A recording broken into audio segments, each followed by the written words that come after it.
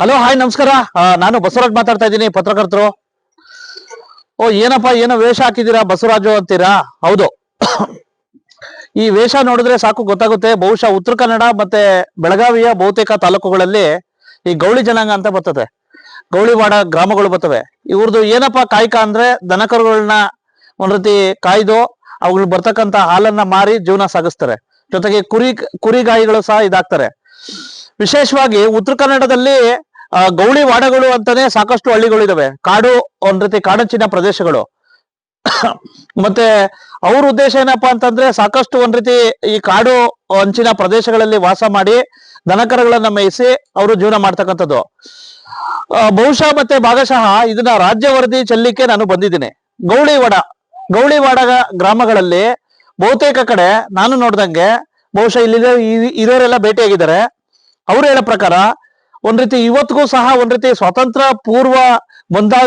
ಬಂದು ಸಾಕಷ್ಟು ದಶಕಗಳಾಗಿದ್ದಾವೆ. ಸಾಕಷ್ಟು ಒಂದ್ ರೀತಿ ತಂತ್ರಜ್ಞಾನ ಮುಂದುವರೆದಿದೆ. ಆದ್ರೆ ಅವ್ರಿಗೆಲ್ಲೋ ಒಂದ್ ಕಡೆ ಸವಲತ್ತುಗಳು ಸಿಗ್ತಾ ಇಲ್ವೇನೋ ಅನಿಸುತ್ತೆ. ಉದಾಹರಣೆ, ಇವತ್ತಿಗೂ ಸಹ ಒಂದ್ ರೀತಿ ಗೌಳಿವಾಡ ಅಂತಕ್ಕಂಥ ಗ್ರಾಮಗಳಿಗೆ ಬಸ್ ವ್ಯವಸ್ಥೆ ಇಲ್ವಂತೆ. ವಿಶೇಷವಾಗಿ ಬಹುಶಃ ಸಾಕಷ್ಟು ಒಂದ್ ರೀತಿ ಒಂದು ಗ್ರಾಮಗಳಿಂದ ಗೌಳಿವಾಡಗಳು 5 ಕಿಲೋಮೀಟರ್ 6 ಕಿಲೋಮೀಟರ್ ದೂರ ಇರ್ತವೆ. ಇಂತಹ ಸಂದರ್ಭದಲ್ಲಿ ಬಸ್ ವ್ಯವಸ್ಥೆ ಇಲ್ಲದಕ್ಕೆ ಇಲ್ಲಿರ್ತಕ್ಕಂಥ ವಿದ್ಯಾರ್ಥಿಗಳು ವಿಶೇಷವಾಗಿ ಏನೋ ಒಂದು 5 ಕಿಲೋಮೀಟರ್ 6 ಕಿಲೋಮೀಟರ್ ಅಷ್ಟು ಕಾಡಲ್ಲಿ ನಡ್ಕೊಂಡು ಹೋಗ್ಬೇಕಾಗ್ತದಂತೆ. ಇದು ಪರಿಸ್ಥಿತಿ. ಬಹುಶಃ ಮತ್ತೆ ಭಾಗಶಃ ಗೌಳಿ ವಾಡಗಳ ಮತ್ತೆ ಗೌಳಿ ಜನಾಂಗದ ಓಟ್ಗಳು ಮಾತ್ರ ಜನಪ್ರತಿನಿಧಿಗಳಿಗೆ ಬೇಕಾಯ್ತೇನೋ ಅನ್ಸುತ್ತೆ. ಹಾಗಾಗಿ ಇಲ್ಲೊಂದ್ ಕಡೆ ಎಲ್ಲಾ ಜನಪ್ರತಿನಿಧಿಗಳೇ, ಮಾನ್ಯ ಮುಖ್ಯಮಂತ್ರಿಗಳಾಗಿರ್ತಕ್ಕಂಥ ಮಾನ್ಯ ಡಿ.ಕೆ. ಶಿವಕುಮಾರ್ ಅವರೇ ಮತ್ತೆ ಇಲ್ಲಿರ್ತಕ್ಕಂಥ ಉತ್ತರ ಕನ್ನಡದ ಎಲ್ಲಾ ಜನಪ್ರತಿನಿಧಿಗಳೇ ನೋಡಿ, ಗೌಳಿ ಜನಾಂಗದ ಸಮಸ್ಯೆಗಳನ್ನ ನೋಡಿದ್ದೀರಾ ಅಂತಕ್ಕಂಥ ಸ್ಟೋರಿಗೆ ಸ್ವಾಗತ. ನಾನು ನಿಮ್ಮ ಬಸವರಾಜು. ದೇಶಕ್ಕೆ ಸ್ವಾತಂತ್ರ್ಯ ದೊರೆತು ಸುಮಾರು 8 ದಶಕಗಳು ಕಳೆದಿದ್ರೂ ಉತ್ತರ ಕನ್ನಡ ಜಿಲ್ಲೆಯ ಕೆಲವು ಕಾಡಂಚಿನ ಗ್ರಾಮಗಳಿಗೆ ಮೂಲಭೂತ ಸೌಲಭ್ಯಗಳು ಇನ್ನೂ ಮರೀಚಿಕೆಯಾಗಿದೆ. ಹಳಿಯಾಳ ವಿಧಾನಸಭಾ ಕ್ಷೇತ್ರದ ಮಾಗವಾಡ ಗೌಳಿವಾಡ ಗ್ರಾಮ ಇದಕ್ಕೆ ಸ್ಪಷ್ಟ ಉದಾಹರಣೆಯಾಗಿದೆ. ಹಳಿಯಾಳ ಪಟ್ಟಣದಿಂದ ಕೇವಲ 15 ಕಿಲೋಮೀಟರ್ ದೂರದಲ್ಲಿ ಇರುವ ಈ ಗ್ರಾಮಕ್ಕೆ ಇಂದಿಗೂ ಸರ್ಕಾರಿ ಬಸ್ ಸಂಪರ್ಕ ಕಲ್ಪಿಸಲಾಗಿಲ್ಲ. ಹಳಿಯಾಳ ಧಾರವಾಡ ಮುಖ್ಯ ರಸ್ತೆಯಿಂದ ಸುಮಾರು 5 ಕಿಲೋಮೀಟರ್ ದೂರದಲ್ಲಿ ಇರುವ ಗ್ರಾಮಕ್ಕೆ ಉತ್ತಮ ರಸ್ತೆ ವ್ಯವಸ್ಥೆ ಇದ್ರೂ ಬಸ್ ಸಂಚಾರ ಆರಂಭಿಸದಿರುವುದು ಸ್ಥಳೀಯರ ಅಸಮಾಧಾನಕ್ಕೆ ಕಾರಣವಾಗಿದೆ. ಗೌಳಿವಾಡ ಪ್ರದೇಶದ ಜನ ಮುಖ್ಯವಾಗಿ ದನ ಸಾಕಾಣಿಕೆ ಮತ್ತು ಹಾಲು ಮಾರಾಟದ ಮೂಲಕ ಜೀವನ ಮಾಡುತ್ತಿದ್ದಾರೆ. ಆದರೆ ಸಾರಿಗೆ ಸೌಲಭ್ಯಗಳ ಕೊರತೆಯಿಂದಾಗಿ ಗ್ರಾಮಸ್ಥರು ದಿನನಿತ್ಯ ಸಾಕಷ್ಟು ತೊಂದರೆ ಅನುಭವಿಸುತ್ತಿದ್ದಾರೆ. ವಿಶೇಷವಾಗಿ ವಿದ್ಯಾರ್ಥಿಗಳ ಪರಿಸ್ಥಿತಿ ಚಿಂತಾಜನಕವಾಗಿದೆ. ಗ್ರಾಮದ ಸುಮಾರು 25ಕ್ಕೂ ಹೆಚ್ಚು ವಿದ್ಯಾರ್ಥಿಗಳು ಪ್ರತಿದಿನ ಶಾಲೆ ಮತ್ತು ಕಾಲೇಜುಗಳಿಗೆ ತೆರಳಲು ದಟ್ಟ ಕಾಡಿನ ಮಧ್ಯೆ ನಡೆದುಕೊಂಡೇ ಹೋಗಬೇಕಾಗಿದೆ. ಮಳೆ, ಚಳಿ, ಬಿರುಗಾಳಿ ಸೇರಿ ಕಾಡು ಪ್ರಾಣಿಗಳ ಭೀತಿಯ ನಡುವೆಯೂ ಅವರು ಶಿಕ್ಷಣಕ್ಕಾಗಿ ಜೀವ ಭಯದ ಪ್ರಯಾಣ ಮಾಡುತ್ತಿದ್ದಾರೆ. ಗ್ರಾಮಸ್ಥರು ಹಲವು ಬಾರಿ ಜನಪ್ರತಿನಿಧಿಗಳು ಹಾಗೂ ಸಂಬಂಧಿಸಿದ ಅಧಿಕಾರಿಗಳಿಗೆ ಮನವಿ ಸಲ್ಲಿಸಿದ್ರೂ ಕೂಡ ಸಮಸ್ಯೆಗೆ ಶಾಶ್ವತ ಪರಿಹಾರ ದೊರೆತಿಲ್ಲ. ರಸ್ತೆ ಸೌಲಭ್ಯ ಇದ್ರೂ ಕೂಡ ಬಸ್ ವ್ಯವಸ್ಥೆ ಕಲ್ಪಿಸದಿರುವುದು ಜನಪ್ರತಿನಿಧಿಗಳ ನಿರ್ಲಕ್ಷ್ಯವನ್ನ ಎತ್ತಿ ತೋರಿಸ್ತಾ ಇದೆ ಅಂತ ಸ್ಥಳೀಯರು ಆರೋಪಿಸಿದ್ದಾರೆ. ಈ ಸಮಸ್ಯೆಯನ್ನ ಬೆಳಕಿಗೆ ತರುವ ಉದ್ದೇಶದಿಂದ ನ್ಯೂಸ್ ಸಮೂಹದ ರಾಜ್ಯ ಉಪಸಂಪಾದಕ ಬಸವರಾಜ್ ಗ್ರಾಮಕ್ಕೆ ಭೇಟಿ ಕೊಟ್ಟು ಸ್ಥಳೀಯರ ಸಮಸ್ಯೆಗಳನ್ನು ಆಲಿಸಿ ಸಮಗ್ರ ವರದಿ ಸಿದ್ಧಪಡಿಸಿದ್ದಾರೆ. ಅಲ್ಲದೆ ಹಳಿಯಾಳ ಬಸ್ ಘಟಕದ ವ್ಯವಸ್ಥಾಪಕ ಗಣೇಶ್ ಜವಳಿ ಅವರಿಗೆ ಮನವಿ ಸಲ್ಲಿಸಿ ಸಮಸ್ಯೆ ಕುರಿತು ಗಮನ ಸೆಳೆಯುವ ಕೆಲಸ ಮಾಡಿದ್ದಾರೆ.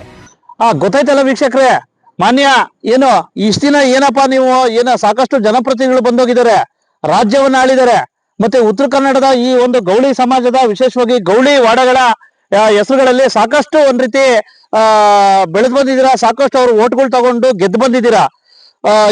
ಶಾಸಕರಾಗಿದ್ದೀರಾ, ಮತ್ತೆ ಸಾಕಷ್ಟು ಸಚಿವರಾಗಿದ್ದೀರಾ, ಕೆಲವು ಕಡೆ ಮುಖ್ಯಮಂತ್ರಿಗಳಾಗಿದ್ದೀರಾ. ಉತ್ತರ ಕನ್ನಡದಲ್ಲಿ ಬಹುತೇಕ ಕಡೆ ಹೇಳ್ತಾ ಇರೋದು ಇದೊಂದೇ ಗೌಳಿವಾಡದ ಒಂದೇ ಗ್ರಾಮದ ಸಮಸ್ಯೆ ಎಲ್ಲ ಹೇಳ್ತಾ ಇರೋದು. ಆದ್ರೆ ಇವತ್ತಿಗೂ ಸಹ ಕನಿಷ್ಠ ಒಂದ್ ರೀತಿ ಗೌಳಿವಾಡ ಗ್ರಾಮಗಳಿಗೆ ಒಂದು ಬಸ್ ವ್ಯವಸ್ಥೆ ಇಲ್ಲ, ಮತ್ತೆ ಅವ್ರಿಗೆ ಸೂಕ್ತ ಹಾಸ್ಪಿಟಲ್ ವ್ಯವಸ್ಥೆ ಇಲ್ಲ. ಈ ರೀತಿ ಆಗ್ಬಿಟ್ರೆ ಪ್ರಜಾಪ್ರಭುತ್ವದಲ್ಲಿ ಕಟ್ಟೆ ಕಡೆ ಒಂದ್ ರೀತಿ ಇದಕ್ಕೂ ಸಹ ಯಾವ ರೀತಿ ಸೌಲಭ್ಯಗಳು ತಲುಪೋದು ಅಂತಕ್ಕಂಥದ್ದು ನನ್ನ ಪ್ರಶ್ನೆ. ಹಾಗಾಗಿ ದಯವಿಟ್ಟು ಈ ವರದಿನ ಬೆಳಕು ಚೆಲ್ತಾ ಇದ್ದೀನಿ.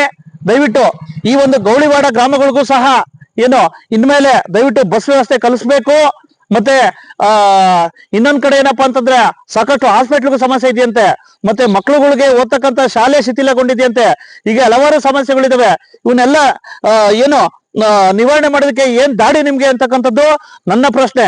ಈಗ ಬನ್ನಿ, ಈಗ ಊರೊಳಗಡೆ ಎಂಟ್ರಿ ಕೊಡ್ತಾ ಇದೀವಿ. ಇಲ್ಲಿರ್ತಕ್ಕಂಥ ಸಾಕಷ್ಟು ಜನ ನಿವಾಸಿಗಳು ಸಿಗ್ತಾರೆ. ಹೇಳಿ ಸರ್. ವಿಶೇಷವಾಗಿ ತಾವು ಸಹ ಗೌಳಿ ವಾಡದ ಒಂದು ಇಲ್ಲೇ ವಾಸಸ್ಥರು ವಿಶೇಷವಾಗಿ ಏನೇನ್ ಸಮಸ್ಯೆಗಳು ಇದಾವೆ ನಾರ್ಮಲ್? ಸರ ಶಾಲಿ ಮಕ್ಕಳಿಗೆ ಬಸ್ ಇಲ್ಲ, ಓಕೆ, ಬಸ್ಸಿನ ಸೌಕರ್ಯ ಇಲ್ಲ. ಓಕೆ, ಆಮೇಲೆ ಊರಾಗ ಚರಂಡಿ ಇಲ್ಲ. ಹಾ, ಆಮೇಲೆ ಒಂದು ಊರಾಗ ರಸ್ತೆಗಳು ಸರಿಯಾಗಿಲ್ಲ. ಓಕೆ, ಆಮೇಲೆ ಶಾಲಿಗಳು ಹಳೆ ಶಾಲಿ ಒಂದಿದೆ, ಹಾ, 1ನೇದಿಂದ 4ನೇ 5ನೇ ಮಠ. ಹಾ, ಅದು ಬೆಳಿಗ್ಗೆ ರೂಮ್ಗಳೆಲ್ಲ ಪೂರ್ತಿ ಇದಾಗ್ಯಾವ, ಡ್ಯಾಮೇಜ್ ಆಗ್ಯಾವ. ಓಕೆ. ಅದು ಒಂದ್ ಸ್ವಲ್ಪ ಬ್ಯಾರೆ ಶಾಲಿಗಳು ಆದ್ರೆ ಅದ ಕಂಪೌಂಡ್ ಎಲ್ಲ ಸರಿಯಾಗಾದ್ರೆ ಚಲೋ ಒಳ್ಳೇದಂತ. ಅಲ್ಲ, ಇಲ್ಲಿವರೆಗೂ ಸಹ ಬಸ್ಸೇ ಬಂದಿಲ್ಲ ಊರಿಗೆ ಬಸ್ಸೇ ಬಂದಿಲ್ಲ. ಇಲ್ಲ, ಸ್ವತಂತ್ರ ಬಂದು ಇಷ್ಟೆಲ್ಲ ಇದಾದ್ರು ಇಲ್ಲ ಇಲ್ಲ ಇಲ್ಲ, ರಸ್ತೆ ಎಲ್ಲ ಬರೋಬರಿ ಇದೆ, ರಸ್ತೆ ಬರೋಬರಿ ಇದೆ. ಬಸ್ ಬರೋದಕ್ಕೇನು ದಾರಿ ಏನ ನಾವು ವಿಚಾರ ಮಾಡಿದ್ರ ಅವರು ಜನಸಂಖ್ಯೆ ಜಾಸ್ತಿ ಬೇಕು, ಹಾ, ಅದು ಬೇಕು ಇದು ಬೇಕು ಅಂತ ಹೇಳ್ತಾ ಇದಾರೆ. ಓಕೆ. ಎಷ್ಟು ಜನ ಇದೆ ಇಲ್ಲಿ? ಜನ ಒಂದ್ 200 ಜನಸಂಖ್ಯೆ, 200 ಪ್ರತಿ ದಿವಸ ವಿದ್ಯಾರ್ಥಿಗಳು ಎಷ್ಟು ಜನ ಹೋಗ್ತಾರೆ? ಸುಮಾರು ಒಂದ್ 20ರಿಂದ 30 ಮತ ಹೋಗ್ತಾರೆ. 30 ಜನ ವಿದ್ಯಾರ್ಥಿಗಳಿದ್ರು ಸಹ ಯಾರ ಗಮನಕ್ಕೆ ತಗೊಂಡ್ಬಂದಿದ್ರ? ಯಾರು ತಗೊಂಡ್ಬರ್ಲಿಲ್ರಿ. ಅಲ್ಲ, ಈಗ ಒಂದ್ ವೇಳೆ ಇಲ್ಲಿರ್ತಕ್ಕಂಥ ಜನಪ್ರತಿನಿಧಿಗಳಿಗೆ ಏನು ಗಮನಕ್ಕೆ ತಗೊಂಡ್ಬಂದಿದ್ರ? ಇಲ್ಲ ಇಲ್ಲ ಇಲ್ಲ ಇಲ್ಲ ಇಲ್ಲ, ಅವರು ಸಹ ಇಲ್ಲಿ ಬಸ್ ಕಲಿಸ್ಬೇಕು ಅಂತ ಯೋಚನೆ ಮಾಡಿಲ್ಲ. ಮಾಡಿಲ್ಲ. ಓಕೆ, ಹೇಳಿ ಅಂಕಲ್, ಏನೇನ್ ಸಮಸ್ಯೆ ಇದೆ? ಈಗ ರಸ್ತೆ ಇಲ್ಲ, ಹಾ, ಒಂದ್ ಸ್ವಲ್ಪ ಕರೆಂಟ್ ಇದೆ, ಹಾ, ಒಂದ್ ಸ್ವಲ್ಪ ಇದು ಬಸ್ಸಿಂದ ಹಾ, ಎಲ್ಲ ತೊಂದ್ರೆ ಅದೇ. ಹೌದಾ? ಈಗ ಹಾಸ್ಪಿಟ್ಲಿಗೆ ಹೋಗ್ಬೇಕಾದ್ರೆ ಎಲ್ಲಿ ಹೋಗ್ತೀರಾ? ಅಲ್ಲ ಹೋಗ್ತೀವಿ. ಹಳಿಯಾಳ? ಯಾವ ರೀತಿ ಮಳೆಗಾಲ ಬೇರೆ ಸಾಕಷ್ಟು ಇದೆ, ಎಲ್ಲ ನಡ್ಕೊಂಡು ಹೋಗೋದ್ರಿ. ಹೌದಾ? ನಡ್ಕೊಂಡು, ಬಸ್ಗಳಿಲ್ಲ, ವಾಹನಗಳು ಬರಲ್ಲ. ಇಲ್ಲ, ಮೇಯ್ನು ಬಸ್ ಸಮಸ್ಯೆ ಐತೆ. ಬಸ್ ಇಲ್ಲ, ಹೋಗು ಬಂದಿಲ್ಲ ಬಸ್ ವ್ಯವಸ್ಥೆ ಕಲಿಸ್ಬೇಕು. ಹೌದು. ಓಕೆ, ಅಪ್ ಮಾಡ. ಯಾವರು? ನಮ್ದು ಮಗವಾಡ ಗೌಳಿವಾಡ. ಹೇಳಿ ಅಂಕಲ್, ಏನೇನ್ ಸಮಸ್ಯೆ ಇದೆ? ಈಗ ಇವ್ರು ಹೇಳ್ದಂಗ ಇದು ಎಲ್ಲ ಸಮಸ್ಯೆ ಇದೆ. ಹಾ, ಮತ್ತು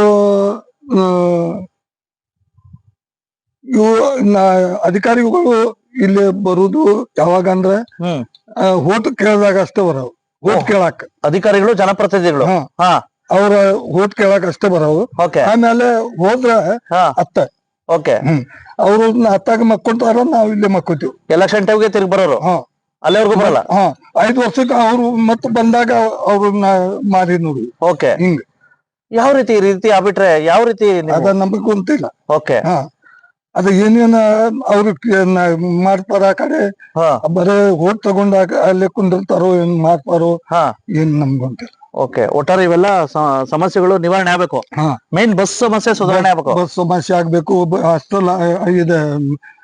ಹಾಸ್ಪಿಟಲ್ ಆಗ್ಬೇಕು. ಓಕೆ, ಈಗ ವಿಶೇಷವಾಗಿ ಹಳಿಯಾಳ ವಿಧಾನಸಭಾ ಕ್ಷೇತ್ರದ ಒಂದ್ ರೀತಿ ಏನು ಮಾಗವಾಡ, ಒಂದ್ ರೀತಿ ಗೌಳಿವಾಡ, ಒಂದ್ ರೀತಿ ಆ ಗ್ರಾಮಕ್ಕೆ, ಕಾಡಂಚಿನ ಗ್ರಾಮಕ್ಕೆ ಸ್ವತಂತ್ರ ಬಂದಾಗಿನಿಂದ ಒಂದ್ ರೀತಿ ಬಸ್ ವ್ಯವಸ್ಥೆ ಇಲ್ದಿರ್ತಕ್ಕಂತ ವರದಿ ಶೀರ್ಷಿಕೆ ಅಡಿ ನಾವು ಒಂದ್ ರೀತಿ ಹಳಿಯಾಳ ಬಸ್ ಘಟಕ ವ್ಯವಸ್ಥಾಪಕರಾಗಿರ್ತಕ್ಕಂತ ಶ್ರೀ ಜವಳಿ ಸಾಹೇಬರ ಹತ್ರ ಬಂದಿದ್ದೀವಿ. ಸರ್ ನಮಸ್ತೆ.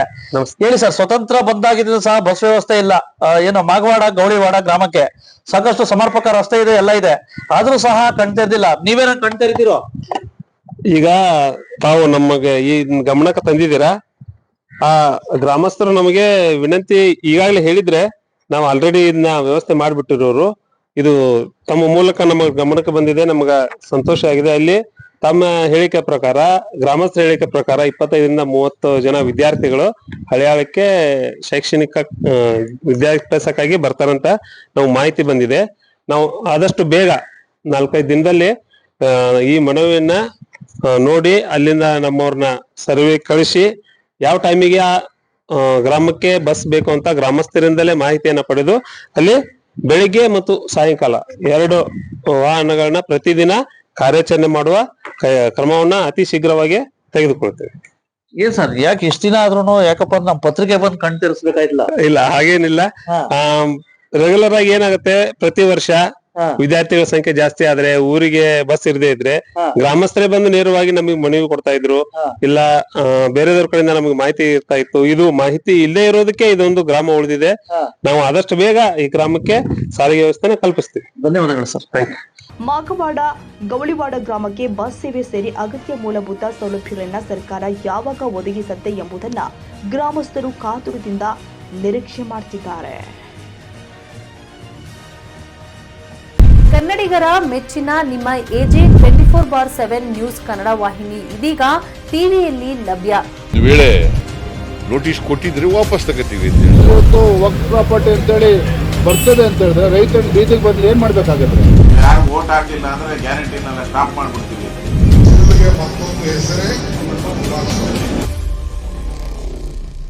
ಕರ್ನಾಟಕ ಮತ್ತು ದೇಶ ವಿದೇಶ 360 ಡಿಗ್ರಿ ಸುದ್ದಿ ಹಾಗೂ ಉತ್ತರ ಕರ್ನಾಟಕ ಬೆಳಗಾವಿ, ಬಾಗಲಕೋಟೆ, ಧಾರವಾಡ, ಹಾವೇರಿ, ಗದಗ, ಬಿಜಾಪುರ ಜಿಲ್ಲೆಯ ಕ್ಷಣ ಕ್ಷಣದ ವಿವರವನ್ನ ಪಡೆಯುವುದಕ್ಕೆ AJ 24/7 ನ್ಯೂಸ್ ಕನ್ನಡ ವಾಹಿನಿಯನ್ನ ಲೈಕ್ ಮಾಡಿ, ವಿಡಿಯೋಗಳನ್ನ ಶೇರ್ ಮಾಡಿ, ಕಮೆಂಟ್ ಮಾಡುವ ಮೂಲಕ ನಮ್ಮ ವಾಹಿನಿಗೆ ಸಹಕಾರ ನೀಡಿ ಮತ್ತು ಚಾನೆಲ್ ಅನ್ನ ಸಬ್ಸ್ಕ್ರೈಬ್ ಮಾಡಿ.